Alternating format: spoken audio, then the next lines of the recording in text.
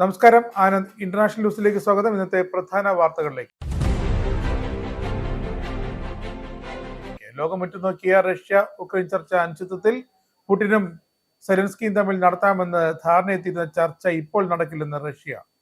Ukraine drone ആക്രമണ ഭീതിയിൽ Russia.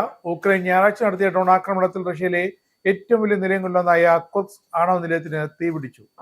ഇംഗ്ലണ്ടിലും വെയിൽസിലും ലൈംഗികാതിക്രമത്തിന് ഇരയായവർക്ക് അർഹിക്കുന്ന നീതി ഉറപ്പ്, ശിക്ഷ വർദ്ധിപ്പിച്ചുകൊണ്ടുള്ള അപ്പീൽ കോടതി വിധികളുടെ എണ്ണം കൂടി.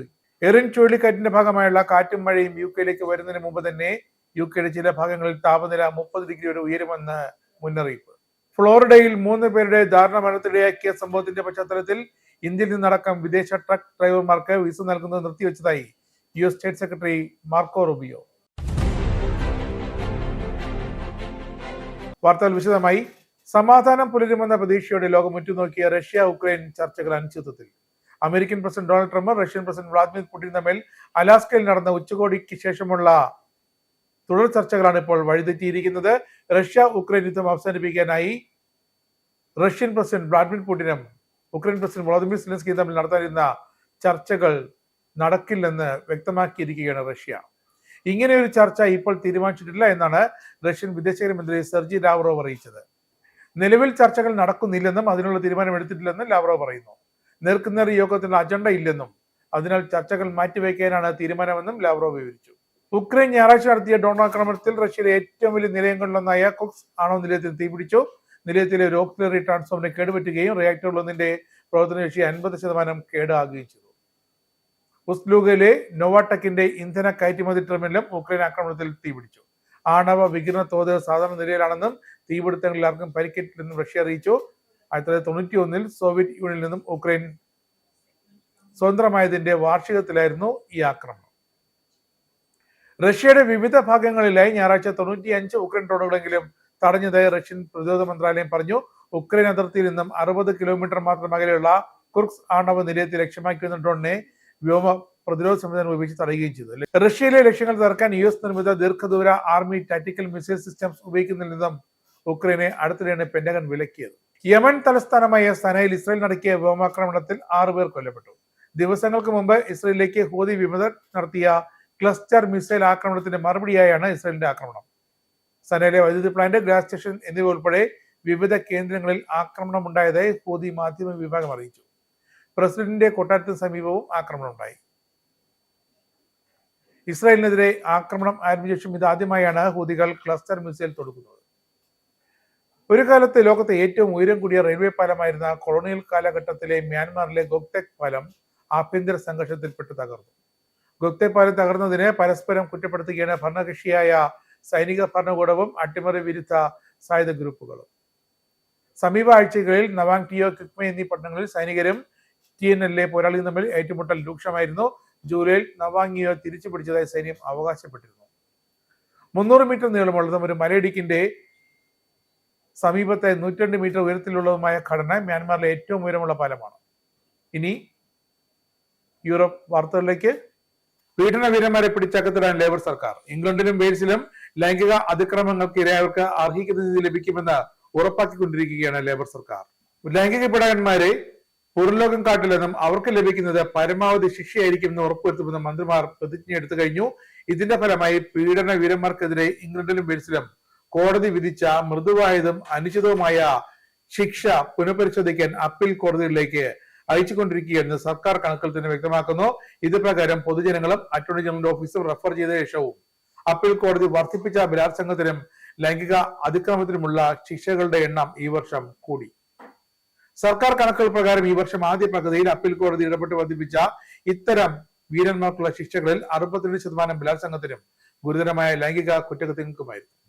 2024 ആദ്യ പകുതിയിൽ ഇത് 41%, രണ്ടാം പകുതിയിൽ ഇത് വെറും 30%. കുറ്റവാളികൾക്ക് പരമാവധി ശിക്ഷ വാങ്ങിക്കൊടുക്കാൻ മന്ത്രിമാർ സാധ്യമായ എല്ലാം ചെയ്യുന്നുണ്ടെന്ന് ഇംഗ്ലണ്ടിലെയും വെയിൽസിലെയും സോളിസിറ്റർ ജനറൽ ലൂസി റിഗ്ബി പറഞ്ഞു. വീണ്ടും പീഡനം, പിന്നാലെ അറസ്റ്റും. തെക്ക് പടിഞ്ഞാറൻ ലണ്ടനിലെ സർബിറ്റണിലുള്ള ഫിഷ് പോണ്ട്സ് പാർക്കിൽ വെച്ച് ഒരു 17-കാരിക്ക് മയക്കുമരുന്ന് നൽകി ബലാത്സംഗം ചെയ്ത കേസിൽ 3 പേർ പിടിയിൽ. പെൺകുട്ടിക്ക് മയക്കുമരുന്ന് എത്തിച്ച മറ്റൊരാളെ അറസ്റ്റ് ചെയ്തെങ്കിലും ജാമ്യത്തിൽ വിട്ടയച്ചു. ഇതുമായി ബന്ധപ്പെട്ട് പോലീസ് കൂടുതൽ അന്വേഷണം നടത്തിക്കൊണ്ടിരിക്കുകയാണ്. ഇക്കഴിഞ്ഞ വ്യാഴാഴ്ച രാവിലെയായിരുന്നു സംഭവം. സർബിറ്റണിൽ നിന്നുള്ള 36-കാരനായ നെരിയസ് പെക്കൻസ്, എപ്സണിൽ നിന്നുള്ള 35-കാരനായ വ്ളാഡാസ് റുപ്പക, ടോൾവർത്തിൽ നിന്നുള്ള 41-കാരനായ പീറ്റർ ഹോപ്പ് എന്നീ 3 പേരെയും ശനിയാഴ്ച വിംബിൾട്ടൺ മജിസ്ട്രേറ്റ് കോടതിയിൽ ഹാജരാക്കി. കുടിയേറ്റ പ്രശ്നത്തിൽ തെറിവിളി കേൾക്കുന്നത് ഇപ്പോൾ പാവം എംപിമാർ. കുടിയേറ്റവുമായി ബന്ധപ്പെട്ട സംഭവങ്ങളിൽ പ്രതിഷേധക്കാരും കുടിയേറ്റ അനുകൂലികളും നടത്തുന്ന മോശം പെരുമാറ്റം അതിരുകടക്കുന്നതായി എംപിമാർ ആശങ്ക പ്രകടിപ്പിക്കുന്നു. ഏറെ മോശമായ രീതിയിലാണ് ഓൺലൈൻ പീഡനങ്ങളും വധഭീഷണികളും ചിലർ റിപ്പോർട്ട് ചെയ്തിരിക്കുന്നത് എന്നും എംപിമാർ പരാതിപ്പെട്ടു. അഭയാർത്ഥികളെ പാർപ്പിച്ചിരുന്ന ഹോട്ടലുകളിൽ വാരാന്ത്യത്തിൽ നടന്ന പ്രതിഷേധങ്ങൾക്കും എതിർ പ്രതിഷേധങ്ങൾക്കും ശേഷം ശനിയാഴ്ച 15 പേരെ അറസ്റ്റ് ചെയ്യുകയും ഞായറാഴ്ചയും പ്രകടനങ്ങൾ തുടരുകയും ചെയ്തിരുന്നു. പേര് വെളിപ്പെടുത്താൻ ആഗ്രഹിക്കാത്ത ഒരു വനിതാ പാർലമെന്റ് അംഗം അഭയാർത്ഥികളെ പിന്തുണയ്ക്കുന്നതുമായി ബന്ധപ്പെട്ട ഒരു ഓൺലൈൻ ബലാത്സംഗ ഭീഷണി ഈ വാരാന്ത്യത്തിൽ തനിക്ക് ലഭിച്ചതായി അറിയിച്ചു. ഷിപ്ലിയുടെ ലേബർ എം പി അന്ന ഡിക്സൺ, ഗോവറിന്റെ ലേബർ എം പി അന്റോണിയാസി എന്നിവരും അപവാദ പ്രചരണത്തിനെതിരെ ശക്തമായി പ്രതികരിച്ചു. ഗുണ്ടാ സംഘങ്ങളെ വളർത്തുന്നതിനെ കുറിച്ചുള്ള തന്റെ നിലപാടിനെ കുറിച്ച് കിഗ്ലിയുടെയും ഇൽക്ലിയുടെയും കൺസർവേറ്റീവ് എം പി ആയ റോബി മൂർ തെറ്റിദ്ധരിപ്പിക്കുന്ന വിവരങ്ങൾ പുറത്തുവിട്ടതിനെ തുടർന്ന് തനിക്ക് വധഭീഷണി ലഭിച്ചതായാണ് ഷിപ്ലി ലേബർ എം പി അന്ന ഡിക്സൺ പറഞ്ഞത്. UK-യിൽ വെയിൽ കൂടും, പിന്നാലെ എറിൻ കൊണ്ടുവരും മഴയും കാറ്റും. എറിൻ ചുഴലിക്കാറ്റിന്റെ ഭാഗമായുള്ള കാറ്റും മഴയും UK-യിലേക്ക് വരുന്നതിന് മുമ്പ് തിങ്കളാഴ്ച പകൽ UK-യിലെ ചില ഭാഗങ്ങളിൽ താപനില 30 ഡിഗ്രി സെൽഷ്യസിന് അപ്പുറം ഉയരുമെന്ന് മുന്നറിയിപ്പ്. മിക്ക ഇടങ്ങളിലും വ്യാപകമായ വെയിൽ അനുഭവപ്പെടാമെന്ന് മെറ്റ് ഓഫീസ് അറിയിച്ചു. എങ്കിലും എറിൻ ചുഴലിക്കാറ്റിന്റെ പ്രത്യാഘാതങ്ങൾ UK-യിലേക്ക് വരുന്നതിനാൽ തിങ്കളാഴ്ച വൈകിട്ടോടെ കാലാവസ്ഥ തണുക്കും, മഴയും പ്രതീക്ഷിക്കുന്നു. ഈ ആഴ്ച മുഴുവൻ കാലാവസ്ഥ തുടരുമെന്നാണ് മെറ്റ് ഓഫീസ് അറിയിച്ചത്. കൊച്ചു തടവുകാരെ വെറുതെ വിട്ടേക്കും UK. ഇംഗ്ലണ്ടിലെയും വെയിൽസിലെയും മിക്ക ഹ്രസ്വകാല ജയിൽശിക്ഷകളും നിർത്തലാക്കി അത്തരം തടവുകാരെ വിട്ടയക്കാനുള്ള നിയമനിർമ്മാണം കൊണ്ടുവരാൻ ഒരുങ്ങുകയാണ് ലേബർ സർക്കാർ. ജയിൽ ശിക്ഷ കുറയ്ക്കുന്നതിനുള്ള ടെക്സസ് ശൈലിയിലുള്ള പദ്ധതി ഉൾപ്പെടുന്ന നിയമനിർമ്മാണം അടുത്ത മാസം നടപ്പാക്കുമെന്നാണ് പ്രതീക്ഷ. ഇംഗ്ലണ്ടിലെയും വെയിൽസിലെയും 3 പതിറ്റാണ്ടിനിടയിലെ ശിക്ഷാ നിയമങ്ങളിൽ ഏറ്റവും വലിയ മാറ്റം വരുത്തുന്ന ഈ നിയമനിർമ്മാണം സെപ്റ്റംബറിൽ എംപിമാർ കോമൺസിൽ അവതരിപ്പിക്കുമെന്ന് സർക്കാർ വൃത്തങ്ങൾ അറിയിച്ചു. നിലവിലെ ജയിലുകളിലെ തടവുകാരുടെ അമിത തിരക്ക് ഒഴിവാക്കുകയാണ് ലക്ഷ്യം. ഇതോടെ ചെറിയ കുറ്റകൃത്യങ്ങൾ ചെയ്താലും അധികകാല ജയിൽ ശിക്ഷ അനുഭവിക്കേണ്ടി വരില്ലെന്ന് തോന്നൽ സ്ഥിരം കുറ്റവാളികളിൽ ഉണ്ടാകുമെന്ന ആരോപണവും ശക്തമായിട്ടുണ്ട്. മിക്ക ഹ്രസ്വകാല ജയിൽ ശിക്ഷകൾ നിർത്തലാക്കാനും സമൂഹ ശിക്ഷകൾ ഉയർത്താനും മറ്റൊരു ജയിൽ പ്രതിസന്ധി ഒഴിവാക്കാൻ ശ്രമത്തിന്റെ ഭാഗമായിട്ടാണ് ടെക്സാസ് സംവിധാനം നടപ്പാക്കുന്നത്. അടുത്ത വേനൽക്കാലത്ത് ജയിലുകളിൽ വീണ്ടും പ്രതിസന്ധി ഉണ്ടാകുന്നതിന് മുമ്പ് മാറ്റങ്ങൾ കൊണ്ടുവരണമെന്നാണ് ആഗ്രഹമെന്ന് നീതിന്യായ സെക്രട്ടറി ഷബാന മഹദൂർ പറഞ്ഞു. കഴിഞ്ഞ വേനൽക്കാലത്ത് ലേബർ പാർട്ടി അധികാരത്തിൽ എത്തിയ ശേഷം അമിതമായ ജയിലിലെ തിരക്ക് നേടാനുള്ള അടിയന്തര നടപടി എന്നാണ് ഇത്തരത്തിൽ ആയിരക്കണക്കിന് തടവുകാരെ വിട്ടയച്ചത്. ഇനി മാലിന്യ ശേഖരണത്തിൽ കൗൺസിലുകൾക്ക് ഒരൊറ്റ നിയമം. UK-യിലെ എല്ലാ ലോക്കൽ കൗൺസിലുകൾക്കും മാലിന്യ ശേഖരണത്തിൽ ബാധകമായ ഏക നിയമം അടുത്ത മാർച്ച് 31 മുതൽ നടപ്പാക്കും. ഇനി UK-യിലുടനീളം മാലിന്യ ശേഖരണത്തിന് ഒരൊറ്റ നിയമമാകും ഉണ്ടാകുകയെന്ന് ലേബർ സർക്കാർ വ്യക്തമാക്കി കഴിഞ്ഞു. അടുത്ത വർഷം മുതൽ ഇംഗ്ലണ്ടിലെ റീസൈക്ലിംഗ് പ്രക്രിയ അടിമുടി പരിഷ്കരിക്കാനാണ് തീരുമാനം. വീടുകളിൽ നിന്നും മാലിന്യം ശേഖരിക്കുന്ന പ്രക്രിയയിലും വൻ മാറ്റങ്ങൾ ഉണ്ടാകും. 2026 മുതൽ 2021 എൻവയോൺമെന്റ് ആക്ടിന് കീഴിൽ പുതിയ കൂടുതൽ ലളിതവൽക്കരിച്ച റീസൈക്ലിംഗ് നിയമങ്ങൾ നടപ്പാക്കും. എല്ലാ വീടുകളിലും എല്ലാ ലോക്കൽ കൗൺസിലുകളിലും ഈ നിയമം അനുസരിച്ച് ഏകീകരിച്ച പ്രക്രിയയാകും മാലിന്യ ശേഖരണത്തിൽ ഉണ്ടാകുക. 2026 മാർച്ച് 31 മുതൽ വീടുകളിൽ നിന്നും പ്രതിവാര അടിസ്ഥാനത്തിലാകും റീസൈക്ലിംഗിനായി മാലിന്യങ്ങൾ ശേഖരിക്കുക. റീസൈക്ലിംഗിനുള്ള പദാർത്ഥങ്ങളെ 4 വിഭാഗങ്ങളെ തിരിക്കും. ഭക്ഷ്യ മാലിന്യങ്ങളും ഗാർഡൻ മാലിന്യങ്ങളുമാകും ആദ്യ വിഭാഗത്തിൽ. പേപ്പർ കാർഡുകൾ രണ്ടാമത്തെ വിഭാഗവും റീസൈക്കിൾ ചെയ്യുന്ന പ്ലാസ്റ്റിക്, ലോഹങ്ങൾ, ഗ്ലാസ് എന്നിവ മൂന്നാമത്തെ വിഭാഗവും റീസൈക്ലിംഗ് ചെയ്യാൻ കഴിയാത്ത മാലിന്യങ്ങൾ നാലാമത്തെ വിഭാഗവുമായിരിക്കും.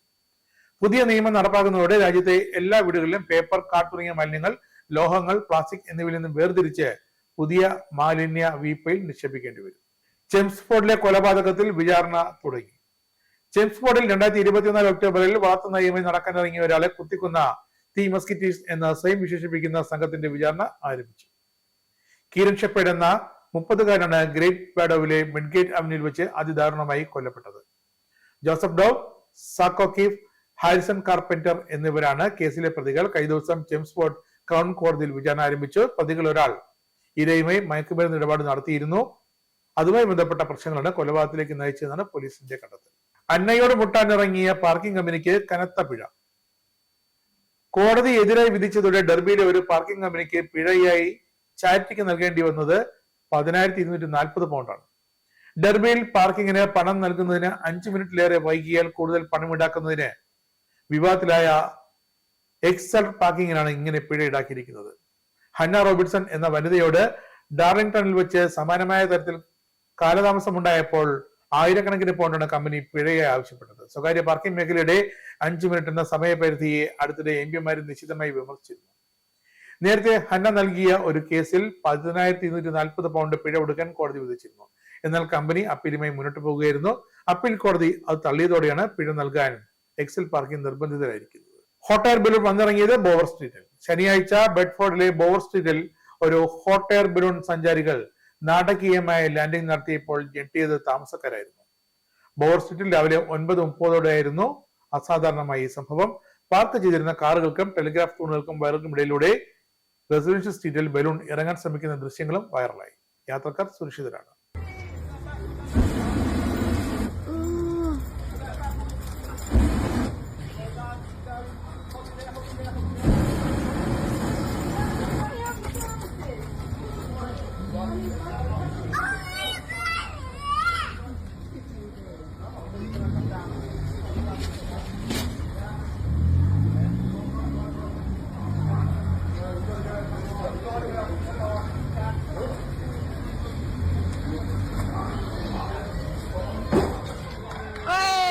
യുകെയിലെ ഉഴവൂറുകാർക്കും സംഗമം വരുന്നു.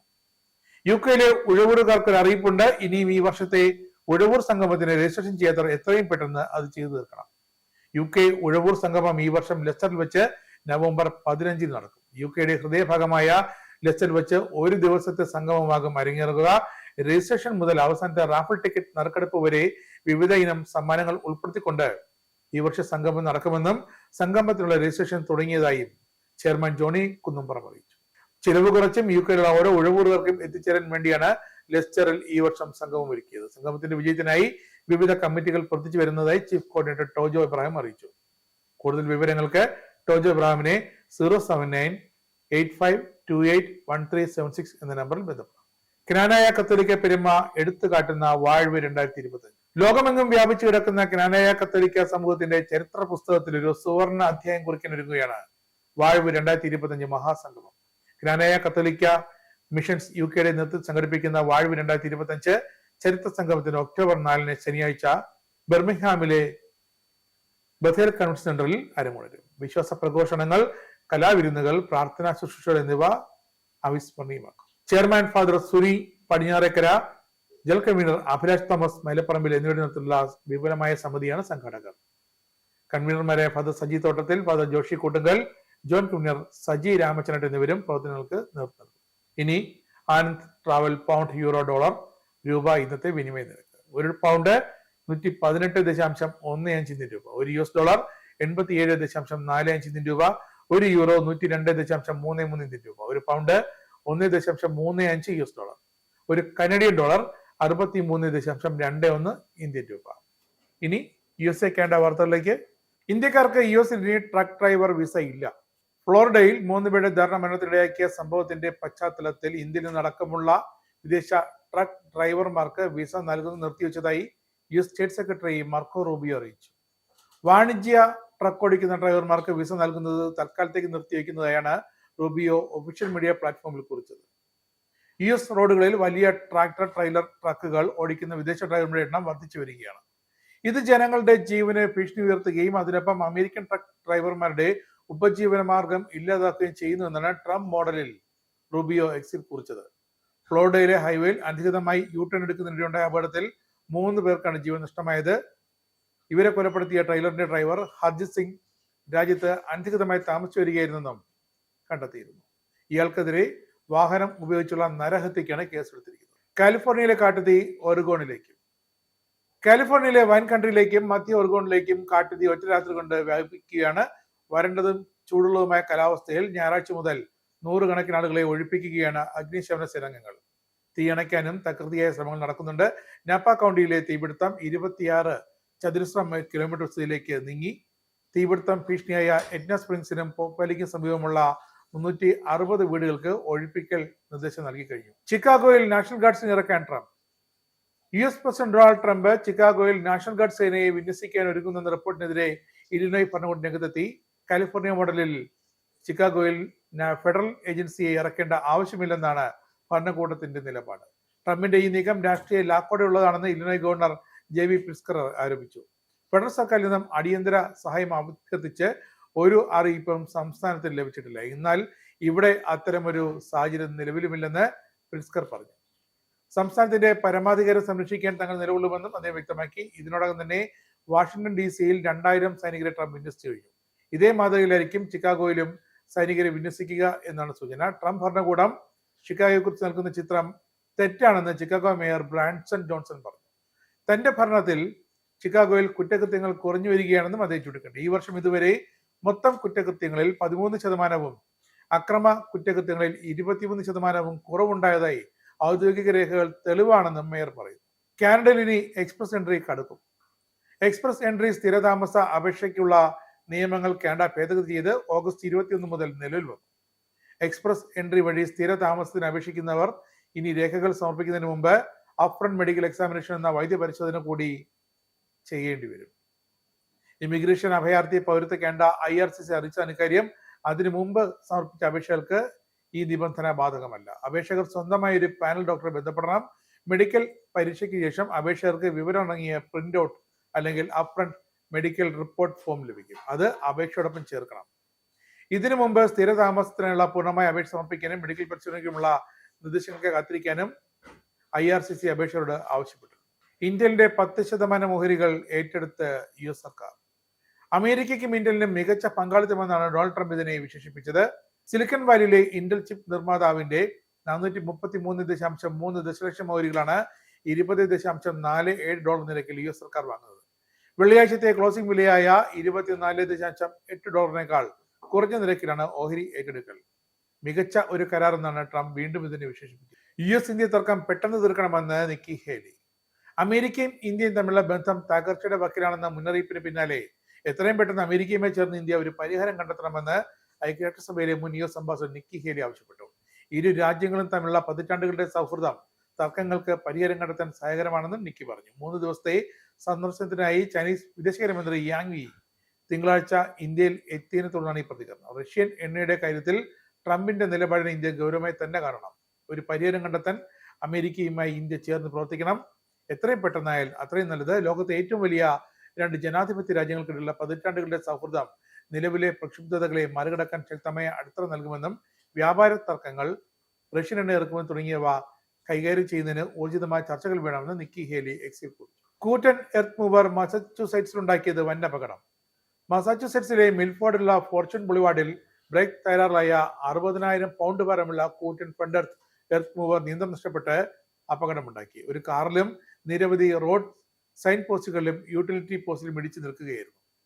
നിസ്സാര പരിക്കുകളോടെയാണ് യാത്രക്കാർ രക്ഷപ്പെട്ടത്. ആരും കൊല്ലപ്പെടുകയോ ഗുരുതരമായി പരിക്കേൽക്കുകയോ ചെയ്യാത്തത് അത്ഭുതകരമെന്നാണ് മിൽഫോർഡ് പോലീസ് മേധാവി റോബർട്ട് ടുസിനോ പറഞ്ഞത്. അമേരിക്കൻ കൊച്ചിൻ കൂട്ടായ്മ September 7 Illinois. Alumni association of Sacred heart college and American Cochin club Chicago സംഘടിപ്പിക്കുന്ന അമേരിക്കൻ കൊച്ചിൻ കൂട്ടായ്മ സെപ്റ്റംബർ 7 ഞായറാഴ്ച നടക്കും. തേവര SH കോളേജ് മുൻ പ്രിൻസിപ്പൽ ഫാദർ ജോൺസൺ പലക്കപ്പള്ളിൽ ചടങ്ങിൽ മുഖ്യ അതിഥിയാകും. സെപ്റ്റംബർ 7 ഞായറാഴ്ച വൈകിട്ട് ഇലിനോയിസ് 4 പോയിന്റ്സ് ഷെറാട്ടണിൽ വെച്ചാണ് ചടങ്ങ് നടക്കുക. രാഹുൽ ഗാന്ധി നയിക്കുന്ന വോട്ടർ അധികാർ യാത്രയ്ക്ക് ഐക്യദാർഢ്യവുമായി വിദേശ മലയാളികളും. രാഹുൽ ഗാന്ധി നേതൃത്വം നൽകുന്ന ഇന്ത്യ സഖ്യ സമര പോരാട്ടത്തിൽ UK-യിലെ വിദേശ മലയാളികളും പങ്കുചേരുകയാണ്. യാത്രയ്ക്ക് ഐക്യദാർഢ്യം പ്രഖ്യാപിച്ചത് Mahatma Gandhi thoughts foundation chairman KK Mohandas അറിയിച്ചു. ലണ്ടനിൽ മഹാത്മാഗാന്ധി തോട്ട്സ് ഫൗണ്ടേഷൻ UK-യുടെ ആഭിമുഖ്യത്തിൽ ഗാന്ധി പ്രതിമയ്ക്ക് മുന്നിൽ ഗാന്ധി ആശയങ്ങൾ പ്രചരിപ്പിക്കുന്നതിന്റെ ഭാഗമായി സംഘടനയുടെ വൈസ് ചെയർമാൻ അൽസഹാർ അലിയുടെ അധ്യക്ഷതയിൽ ചേർന്ന യോഗത്തിലാണ് തീരുമാനം. ജനാധിപത്യ അടിസ്ഥാന മൂല്യങ്ങൾ തകർക്കുന്ന രീതിയിലാണ് വോട്ടർ പട്ടികയിലെ തിരിമറികൾ നടന്നിട്ടുള്ളതെന്ന് തെളിയിക്കപ്പെട്ടിട്ടുണ്ട്. തെറ്റില്ലാത്തതും കൃത്യതയുള്ളതുമായ വോട്ടർ പട്ടിക ഉപയോഗിച്ച് മാത്രമേ ജനാധിപത്യ രാജ്യത്ത് സ്വതന്ത്രവും നീതിയുക്തവുമായ തെരഞ്ഞെടുപ്പ് നടത്താനാകൂ. എന്നാൽ BJP സർക്കാർ അതിനെ കളങ്കപ്പെടുത്തിയെന്ന് KK മോഹൻദാസ് കുറ്റപ്പെടുത്തി. കെന്റ് അയ്യപ്പ ക്ഷേത്രത്തിന്റെ നേതൃത്വത്തിൽ ഓഗസ്റ്റ് 27 ബുധനാഴ്ച വിനായക ചതുർത്ഥി മഹോത്സവത്തിന്റെ ഭാഗമായി ആദ്യമായി സൂര്യകാലടി മഹാഗണപതി ഹോമം നടത്തും. രാവിലെ 8 മുതൽ 12 വരെ നടത്തുന്ന ഹോമത്തിന്റെ മുഖ്യ കാർമ്മികൻ തന്ത്രിമുഖ്യൻ സൂര്യകാലടി മന ബ്രഹ്മശ്രീ സൂര്യൻ ജയസൂര്യൻ ഭട്ടതിരിപ്പാടായിരിക്കും. ഇതിനോടൊപ്പം അഷ്ടദ്രവ്യ മഹാഗണപതി ഹോമവും ഉണ്ടാകും. വിശദ വിവരങ്ങൾക്കും ഹോമം ഓൺലൈൻ രജിസ്ട്രേഷനുമായി വെബ്സൈറ്റായ www.kenayyappatemple.org ബന്ധപ്പെടാം. ഇനിയൊരു ഇടവേളയ്ക്ക് ശേഷം വാർത്തകൾ തുടരും.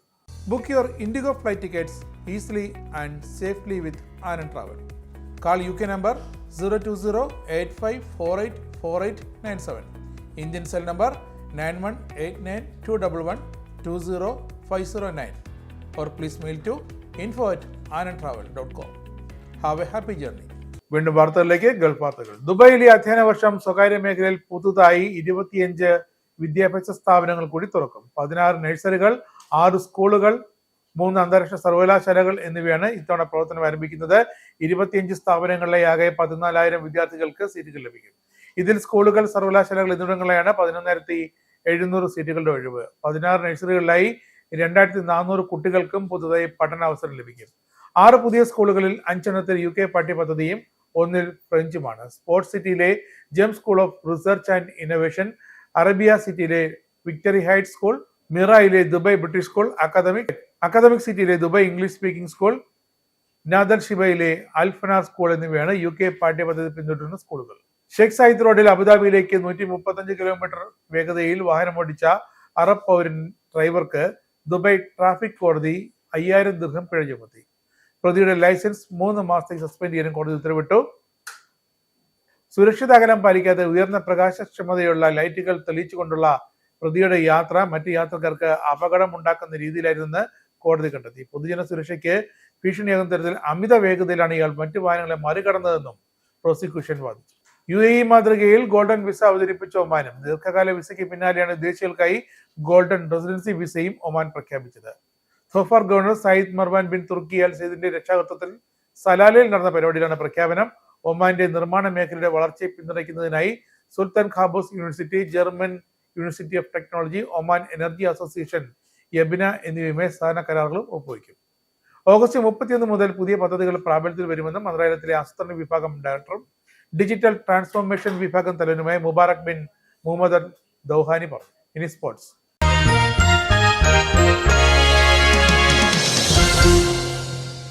ഇന്ത്യൻ ക്രിക്കറ്റ് ടീമിന് ഇനി പുതിയ ജേഴ്സി സ്പോൺസറെ കണ്ടെത്തേണ്ടി വരും. ഓൺലൈൻ വാതുവയ്പും ചൂതാട്ടങ്ങളും നിരോധിച്ചുകൊണ്ടുള്ള ബിൽ കേന്ദ്ര സർക്കാർ നടപ്പാക്കി തുടങ്ങിയതിന് പിന്നിലെ ജേഴ്സി സ്പോൺസറായിരുന്ന Dream11 അടക്കം പണം ഉപയോഗിച്ചുകൊണ്ടുള്ള ഓൺലൈൻ ഗെയിമുകൾ നടത്തിയിരുന്ന പ്ലാറ്റ്ഫോമുകൾ പ്രവർത്തനം അവസാനിപ്പിച്ചു. Dream11, My11 circle, WinZO, Soopy, പോക്കർബാസി തുടങ്ങിയ ഓൺലൈൻ പ്ലാറ്റ്ഫോമുകളാണ് പ്രവർത്തനം നടത്തിയത്.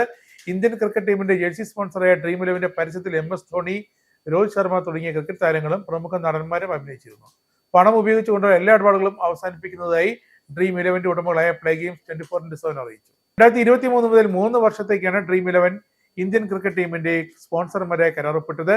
പ്രവർത്തനം അവസാനിപ്പിക്കുന്നതോടെ സെപ്റ്റംബർ 9 തുടങ്ങുന്ന ഏഷ്യ കപ്പ് ക്രിക്കറ്റ് ടൂർണമെന്റിൽ ഇന്ത്യൻ ടീമിന് പുതിയ ജേഴ്സി സ്പോൺസറെ കണ്ടെത്തേണ്ടി വരും. അല്ലെങ്കിൽ സ്പോൺസർ ഇല്ലാതെ മത്സരിക്കാൻ ഇറങ്ങേണ്ടി വരും. ഈ ബുള്ളറ്റിൻ സമാപിക്കുന്നു. നമസ്കാരം.